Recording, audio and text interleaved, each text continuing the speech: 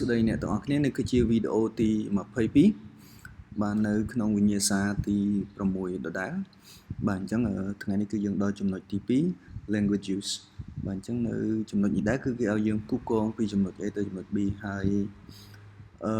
សរសេរចម្លើយនៅក្នុងប្រអប់ចម្លើយឯងបាទអញ្ចឹងយើងចាប់ផ្ដើមពីឧទាហរណ៍ទៅបាទចំពោះឧទាហរណ៍អ្នកទាំងអស់គ្នាចំពោះឧទាហរណ៍គឺ Do you know what time is it បាទអញ្ចឹងចម្លើយគឺ Sorry I haven't got a watch សំទោសខ្ញុំមិនមាននាឡិកានោះទេនេះគឺជាការឆ្លើយតបមួយដ៏គួរសមនៅពេលដែលយើងអត់ដឹងមកហើយយើងអត់មាននាឡិកាផងអញ្ចឹងយើងឆ្លើយប្រាប់គេដូចនេះទៅ Number 2 What was the party like What was the party like អញ្ចឹងសំណួរនេះគឺអំពីចង់សួរអំពីគុណភាពនៃព្រឹត្តិការណ៍នៃពិធីជប់លៀងនោះណាតើពិធីជប់លៀងនោះវាយ៉ាងម៉េចដែរយើងត្រូវពិពណ៌នាថាគួរឲ្យធុញ boring ឬក៏ happy fun អីចឹងទៅអញ្ចឹងចម្លើយច្បាស់ណាស់ប្រកាសជាតកតងទៅនឹងសប្បាយឬក៏គួរអបសុខហើយអញ្ចឹងយើងរកមើលកន្លែងណាដែលបង្ហាញអំពីការសប្បាយបាទអញ្ចឹងគឺចំណុច D បាទចំណុច D គឺ it was great fun អញ្ចឹងក្រៅពីចំណុច D នេះគាត់មានទេ it was great fun បើប្រហែលថាម៉េចវាពិតជារីករាយអស្ចារ្យឬក៏សប្បាយអស្ចារ្យអញ្ចឹងចម្លើយច្បាស់ណាស់គឺ D ហើយបន្តមកទៀតគឺចំណុចទី3 could you pass me the book please បាទអញ្ចឹងសំណួរនេះគឺចង់សំដៅទៅលើ request ចង់សំដៅទៅលើការសំណូមពរចង់សុំទៅលើសភៅមួយអញ្ចឹងបើគេសួរថាសួររកសភៅមួយអញ្ចឹងចម្លើយច្បាស់ណាស់បាទប្រកាសជាអីគេសំទោសខ្ញុំមិនអាចហុចឲ្យបានទេឬក៏yes he it is អញ្ចឹងទៅបាទអញ្ចឹងកន្លែងហ្នឹងឬក៏ here you are អញ្ចឹងមកបាទអញ្ចឹងចំពោះចំណុច3គឺទៅ letter C នឹងឯងនៅទល់មុខវានឹងឯងចំពោះ I លេខ4វិញ my father has just had a job ថាម៉េចពុករបស់ខ្ញុំទើបតែមានទទួលបានការងារថ្មីមួយអញ្ចឹងចំពោះចំណុចនេះគឺជា good news គឺជាព័ត៌មានមួយដែលល្អចង់សំដៅទៅលើការឆ្លើយតបមួយដែលលក្ខណៈជា congratulation បាទចង់សំដៅទៅលើការឆ្លើយតបមួយដោយសាទរអញ្ចឹងលេខ4នេះគឺយើងមើលរកណាដែលចម្លើយលក្ខណៈសាទរបាទអញ្ចឹងច្បាស់ណាស់គឺទៅ G Oh I'm so pleased to hear that បាទអញ្ចឹងគឺចម្លើយ G អូខ្ញុំពិតជារីករាយណាស់ដែលបានឮដូចនេះ And number 5 Shall I help you with that តើខ្ញុំអាចជួយអ្នកជាមួយនឹងបញ្ហានោះបានទេជាមួយនឹងមួយនោះបានទេមួយនោះនឹងមិនដឹងជាស្អីទេណាបាទអញ្ចឹងចំពោះចម្លើយនេះគឺលក្ខណៈស្នើសុំជំនួយហើយបើសិនបើយើងអត់ចង់គេជួយយើងបដិសេធលក្ខណៈគួរសមណាអញ្ចឹងការបដិសេធលក្ខណៈគួរសមអញ្ចឹងយើងអាចឆ្លើយថាម៉េចNo there's no need thanks អញ្ចឹងប្រហែលជា A នេះណាចម្លើយប្រហែលជាអាចនឹង A ហ្នឹងអញ្ចឹងក្រៅពីហ្នឹង Sorry I don't smoke បាទអត់ត្រូវទេ H នេះក៏ត្រូវបាទ I នេះក៏មិន C ដែរអញ្ចឹងចម្លើយប្រកាសជា A ហើយបាទចំពោះចំណុចទី6 Have you got a lighter បាទអញ្ចឹងគេសួរតើអ្នកមានដៃកេះទេខ្លាចតែអ្នកអត់ចេះពាក្យដៃកេះទេបានអាចរកចម្លើយមិនឃើញបាទកាលណាសួរដៃកេះគឺត្រូវការដុតណាបាទអញ្ចឹងយើងមើលនៅក្នុងនេះតកតងនឹងការដុតអីផ្សេងមានទេបាទប៉ុន្តែចំពោះការដុតសម្រាមដុតអីលោកអត់មានទេគឺមានតែអីគេនេះ smoke អញ្ចឹង smoke កាលណាទៅ smoke ជក់បារីទៅកាយគេទៅការបារីហើយនឹងភ្លើងអញ្ចឹងចម្លើយនេះគឺច្បាស់ជា A ដែរបាទចំពោះចំណុចទី7 I didn't knowស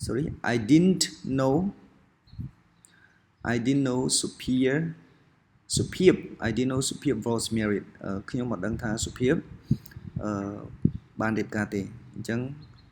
នៅសល់2 E ហើយនឹង I អញ្ចឹងចម្លើយដែលត្រឹមត្រូវគឺចម្លើយ E neither did I ខ្ញុំក៏ដឹងដែរបាទអញ្ចឹងនេះគឺជាវគ្គ2ហើយខ្ញុំយល់ឃើញថាវា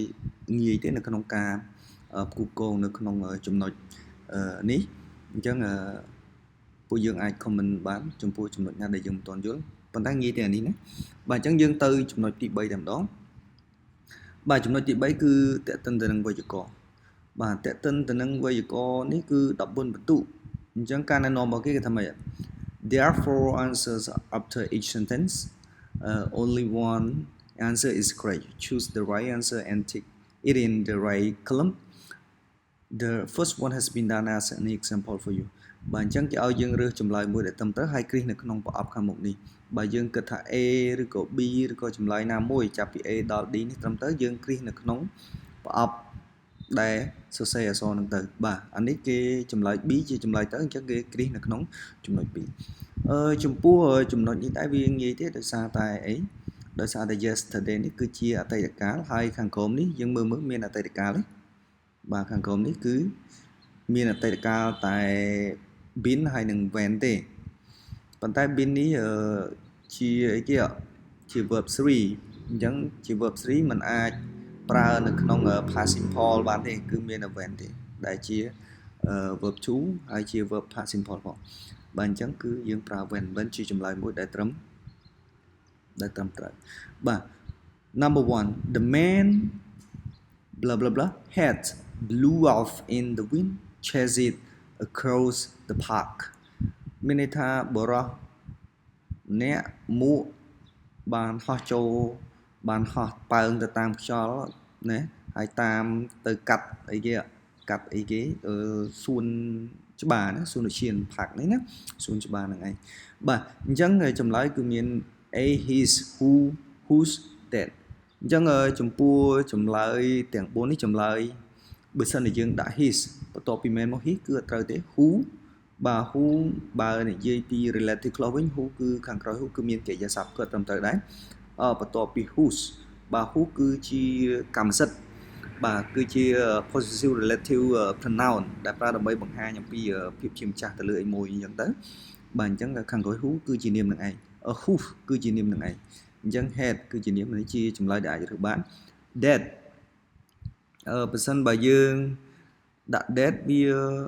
មិនត្រឹមត្រូវដោយសារពួកវាមិនបង្ហាញអំពីលក្ខណៈជាកម្មសិទ្ធិទេអញ្ចឹងកន្លែងនេះគឺបង្ហាញអំពីកម្មសិទ្ធិអញ្ចឹង the man កន្លែងនេះបើសិនដាក់ apostrophe s ក៏ត្រូវដែរ man's head ប៉ុន្តែគេអត់មាន possessive case ក្នុងនេះទេគឺមានតែ who អញ្ចឹងចម្លើយត្រូវគឺ who នឹងឯងបាទអញ្ចឹងទី1នេះគឺចម្លើយ C បាទចម្លើយ C គឺជាចម្លើយមួយដែលត្រឹមត្រូវ number 2 if anyone phone me tell them អូខេអញ្ចឹងត្រឹមចំណុចនេះបាទត្រឹម if anyone phone me tell them នេះគឺចូលទៅក្នុង present conditional លក្ខណៈ conditional statement បាត់ទៅហើយណាបាទអញ្ចឹងនេះគឺ clear ថ្មីទៀត that I blah blah blah to the airport ចំពោះចំណុចនេះវាមាន have gone go have been was going to ហើយយើងមើលទៅតាមបរិបទនៃប្រយោគនេះបាទ have ចម្លើយ have gone នេះគឺជាចម្លើយមួយដែលយើងអាចជ្រើសរើសបានដោយសារបង្ហាញអំពីសកម្មភាពមួយដែលកើតឡើងពីអតីតកាលហើយបន្តចូលមកបច្ចុប្បន្នអញ្ចឹងមានថាបើយើងមើលប្រយោគទី1ប្រសិនបើមានអ្នកណាតែមកខ្ញុំប្រាប់ទៅខ្ញុំបានទៅណាបានចេញដំណើរទៅណាបានទៅចេញមកទៅពលានយន្តហោះបាត់ទៅហើយអញ្ចឹងមានថាវាបានកំពុងតែកើតឡើងហើយបន្តចូលទៅក្នុងបច្ចុប្បន្នដែលយើងឥឡូវហ្នឹងបាទអញ្ចឹង go ក៏អត់ត្រូវដែរបើសិនជាយើងដាក់ go វាជា simple present វាអត់ជាប់ជាមួយនឹងបរិបទដែលបង្ហាញអំពីទម្លាប់ឬក៏អីមួយទេអញ្ចឹងដាក់ go គឺអត់ត្រឹមត្រូវទេដល់ពេល have been វិញវាគួរតែបញ្ជាក់ថាអ្នកនិយាយហ្នឹងបានទៅហើយត្រឡប់មកវិញបើសិនជាយើងដាក់ been ណា have been បានទៅហើយត្រឡប់មកវិញហើយចំពោះ going to was going to ចង់និយាយពី past continue ដែលសំដៅទៅលើ interrupt action ណាអ្នកទាំងអស់គ្នាតែនៅក្នុងនេះក៏អត់មានដែរ interrupt action អត់ពាក់ព័ន្ធទេអញ្ចឹងចម្លើយដែលយើងអាចរើសបានហើយយើងដែលសង្ស័យនោះគឺមានតែ go ហើយនឹង have gone តែ have gone នេះគឺជាចម្លើយមួយដែលវា logic ជាងដែលវាត្រឹមត្រូវជាងដោយសារតែ have gone ហ្នឹងចង់បញ្ជាក់ទៅលើបង្ហាញថាអ្នកនិយាយហ្នឹងឥឡូវហ្នឹងគឺនៅឯពលានយន្តហោះឬក៏នៅតាមផ្លូវមិននៅកន្លែងហ្នឹងទេមិននៅកន្លែងដែលគេត្រូវទៅមកហ្នឹងទេអញ្ចឹងសរុបមកវិញចម្លើយត្រឹមត្រូវគឺចម្លើយ A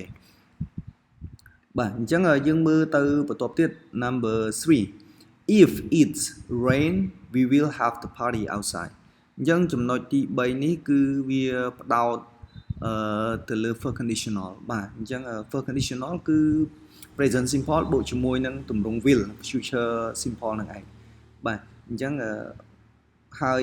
នៅក្នុងនេះចំពោះ past simple គឺមាន don't ហើយនឹង doesn't ពីនេះយើងអត់រើសចូលទេដោយសារវាខុសកាលអញ្ចឹង doesn't យើងមើលវាត្រូវជាមួយនឹង subject agreement របស់យើងគឺ it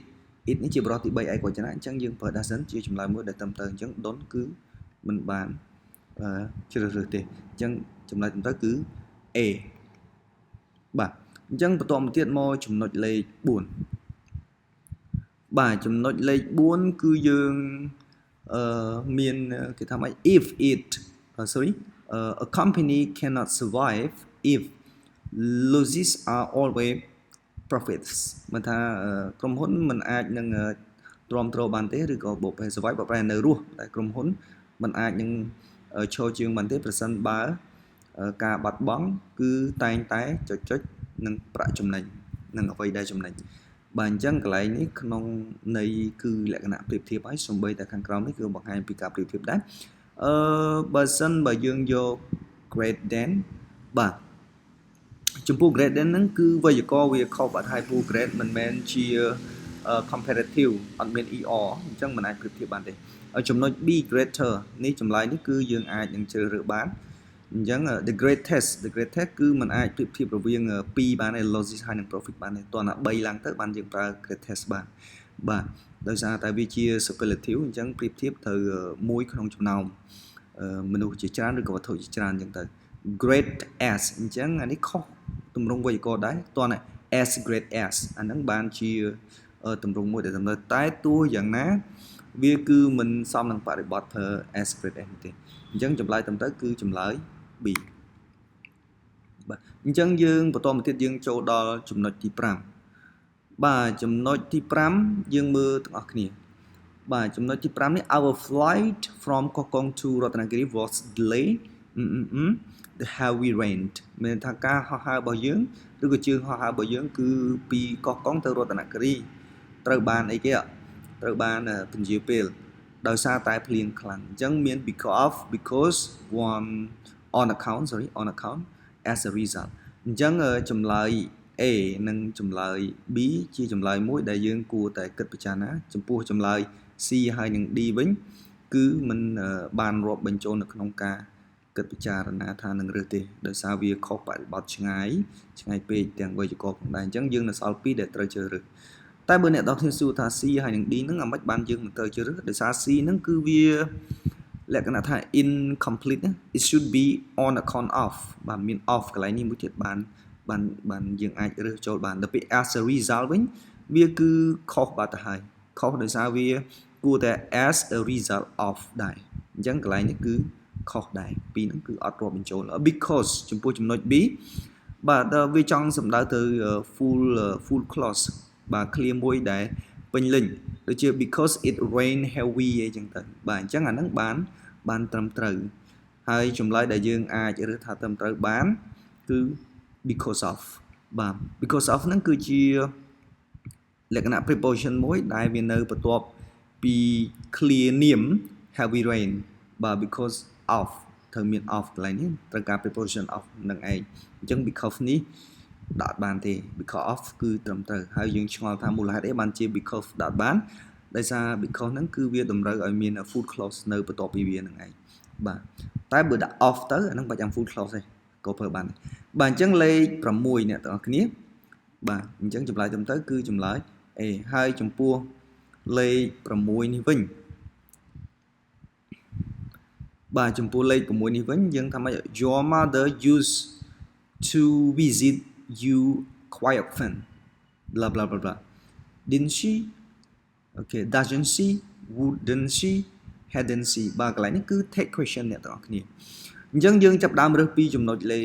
អក្សរ A នេះទៅអក្សរ A គេថា didn't she បើសិនជាយើងដាក់ didn't she ក្នុងលក្ខណៈជា take question didn't she នេះគឺជាចម្លើយមួយដែល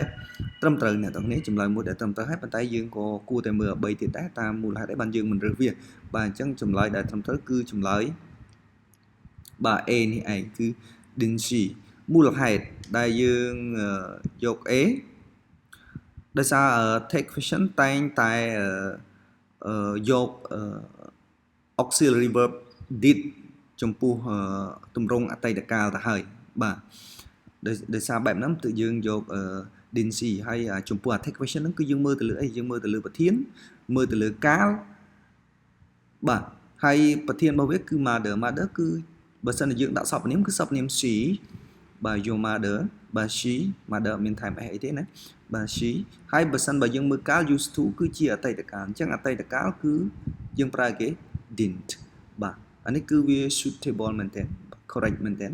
បើអញ្ចឹងចម្លើយទៅគឺចម្លើយ A ហើយដល់ពេល doesn't នេះខុសកាលបាទអត់ត្រឹមត្រូវដល់ពេល would នេះវិញបាទតើ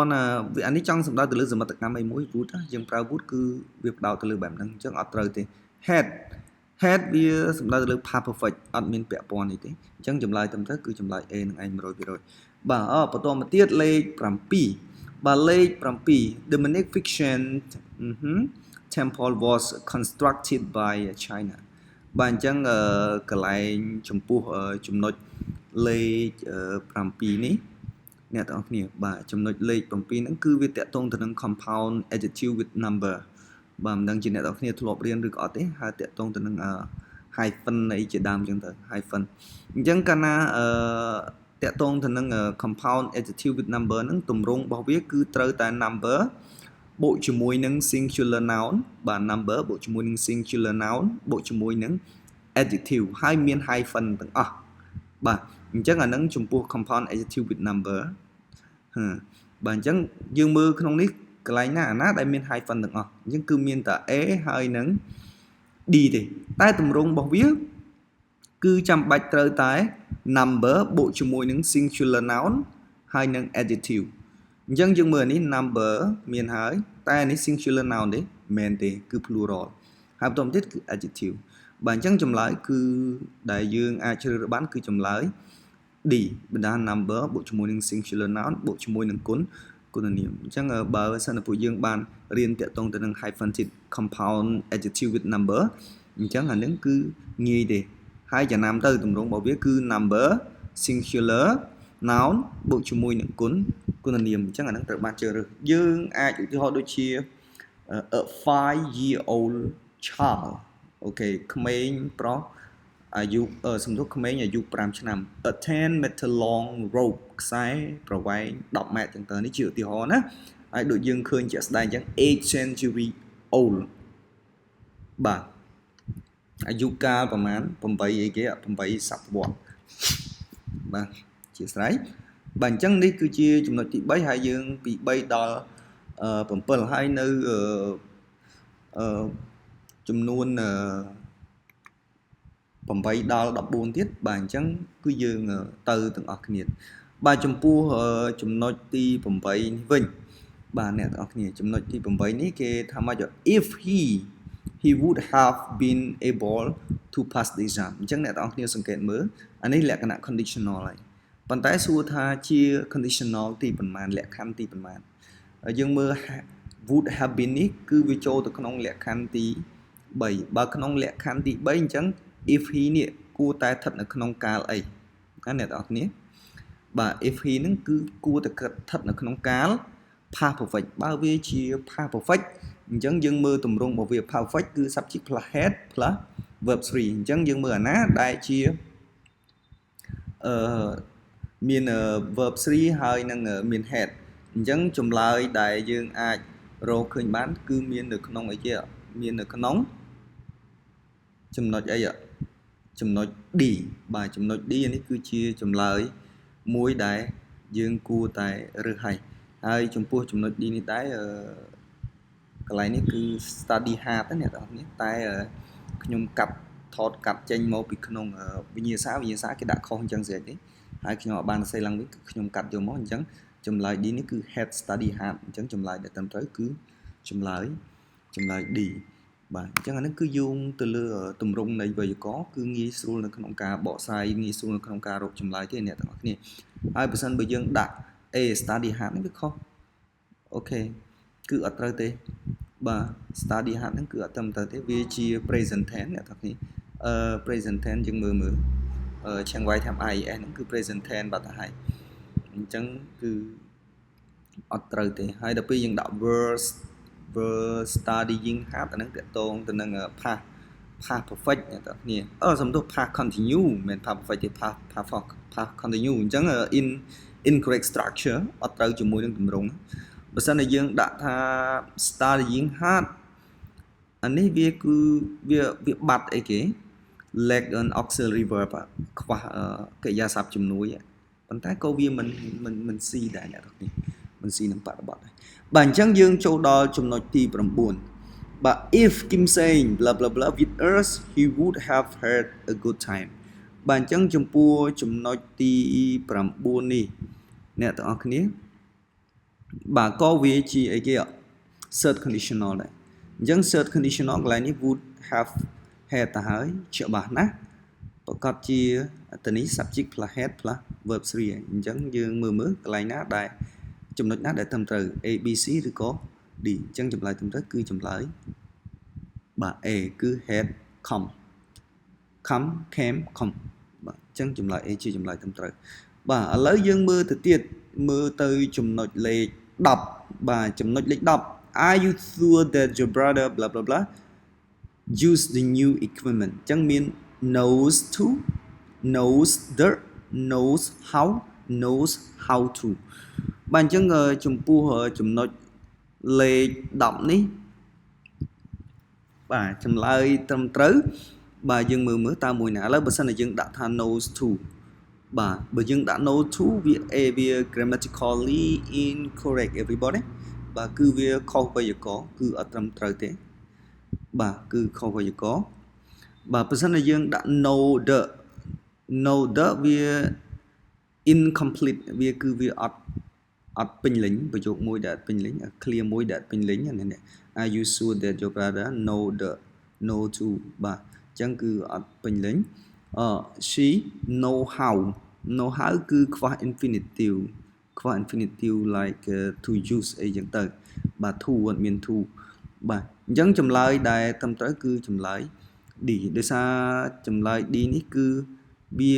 បង្ហាញអំពីអីគេclear មួយនិយាយពីជំនាញឬក៏សមត្ថភាពដែលអាចធ្វើអីមួយបានអញ្ចឹងទៅអញ្ចឹងអានេះចម្លើយត្រឹមត្រូវគឺចម្លើយ D បាទ to know how to បាទអញ្ចឹងយើងមើល how បង្ហាញពីរបៀបឬក៏ជំនាញនៅក្នុងការ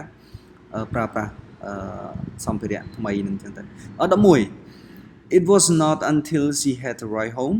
blah blah blah remember her appointment with the doctor បាទ when she that she and she ឥឡូវបើយើងដាក់ when she បើសិនជាយើងដាក់ when she វាគឺ redundant គេថា redundant វាថាវា redundant ជាមួយនឹង until អ្នកទាំងអស់គ្នានេះ until គឺវាជាន់គ្នាជាមួយនឹង until បង្ហាញពីពេលវេលាចំនួន2ដងបាទបើសិនជាយើងដាក់ that she បាទដាក់ that she វាគឺជាអីគេអ្នកទាំងអស់គ្នា that she ហ្នឹងបាទបើសិនជាយើងដាក់ that she នេះវាយើងមើលទៅវាលក្ខណៈថា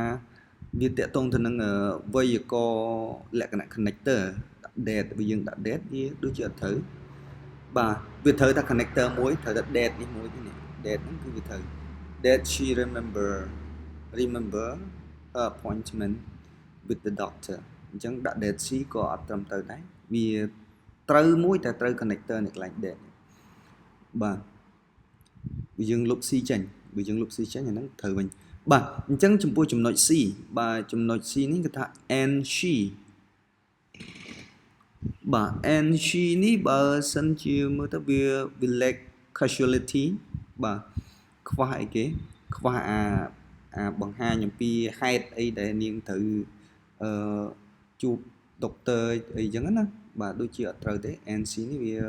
បើថា it was not until she had arrived home and she បាទនេះវាអត់ដែលប្រើចឹងទេ and she នេះបាទបើយើងដាក់ she បាទបើយើងដាក់ she បាទវា create a run on sentence បាទអញ្ចឹងវាបង្កើតប្រយោគថ្មីមួយទៀតអញ្ចឹងក៏អត់ត្រូវដែរបាទអញ្ចឹងកន្លែងនេះចំណុចដែលត្រូវជាងគេគឺចំណុច that she នេះឯងបាទដោយសារ that she នេះមាន connector ហើយមាន she អញ្ចឹង connector នេះគឺភ្ជាប់ជាមួយនឹងប្រយោគថ្មីមួយទៀត បាទអញ្ចឹង it was not until she had arrived home វាមិនរហូតដល់នាងបានមកដល់ផ្ទះទេដែលនាងចងចាំអីគេចងចាំថាដែលនាងចងចាំថាការណាត់ជួបរបស់នាងជាមួយនឹងដុកទ័របាទអញ្ចឹងចំពោះចំណុចនេះ B គឺជាចម្លើយមួយដែលត្រឹមត្រូវបាទ connector បាទវាគឺត្រូវជាមួយនឹងបរិបទនៃប្រយោគហ្នឹងបាទអញ្ចឹងយើងមើលទៅចំណុចទី12ទាំងអស់គ្នាបាទ her grades have improved but only blah blah blah blah in a small amount very slightly minimum some បាទអញ្ចឹងចំពោះចំណុចនេះបាទចម្លើយយើងអាចរើសបានយើងមើល in a small amount បើសិនជាយើងដាក់ in a small amount វាដូចជា misspell បាទ misspell among តើសេមិនអញ្ចឹងទេបាទតើមាន n មួយទៀតបានត្រឹមត្រូវអញ្ចឹងខុសបាត់ទៅហើយបើយើងដាក់ very slightly បាទ slightly នេះគឺជាចម្លើយមួយដែលយើងរើសហើយវាគួរតែត្រឹមត្រូវហើយដោយសារតែវាបង្ហាញអំពីភាពកម្រិតរីកចម្រើនលក្ខណៈដូចជាវា smooth ដែរទៅលក្ខណៈធម្មជាតិដែរណាបាទ minimum នេះគឺជានាមមួយបាទអញ្ចឹងត្រូវបើសិនជាយើងដាក់ minimally បាទនេះ minimally ហ្នឹងរៀងតំណងតិចរៀងត្រូវបន្តិចណា minimally បានត្រឹមត្រូវបាទបើវាជានាមអញ្ចឹងវាអត់ត្រូវទេបាទដោយសារវាត្រូវការអីគេនេះបញ្ជាក់ន័យឲ្យអី improve អញ្ចឹងត្រូវការតែជាគុណកិរិយា D some បាទ some នេះក៏បាទអត់ត្រឹមត្រូវដែរដោយសារវានៅទីនេះដាក់ពាក្យ some ហ្នឹងគឺវាអត់ត្រូវតែម្ដងអ្នកនេះ but some បាទវាបាទបើដាក់ some នេះវាខ្ញុំសុំពេលបន្តិចមើលបាទគឺអត់ត្រឹមត្រូវទេវាមិនមែនជា idiom កន្លែងហ្នឹងអត់មានមិនមែនជាលក្ខណៈ idiom ហើយបើដាក់ some ក៏ត្រូវតែអញ្ចឹងចម្លើយដែលយើងអាចសង្ស័យគឺមាន2គឺមាន B ហើយនិងមាន D បាទ B នេះគឺជាចម្លើយមួយដែលត្រូវហើយបាទគឺត្រូវមែនទែនហើយ some នេះគឺអត់ត្រូវនឹងបរិបទនេះទេគឺត្រូវការ idiom ផ្សេងទៀតបាទអញ្ចឹងកន្លែងនេះគឺ very slightly ជាចម្លើយមួយដែល perfect មែនទែនបាទអញ្ចឹងចម្លើយត្រឹមត្រូវគឺចម្លើយ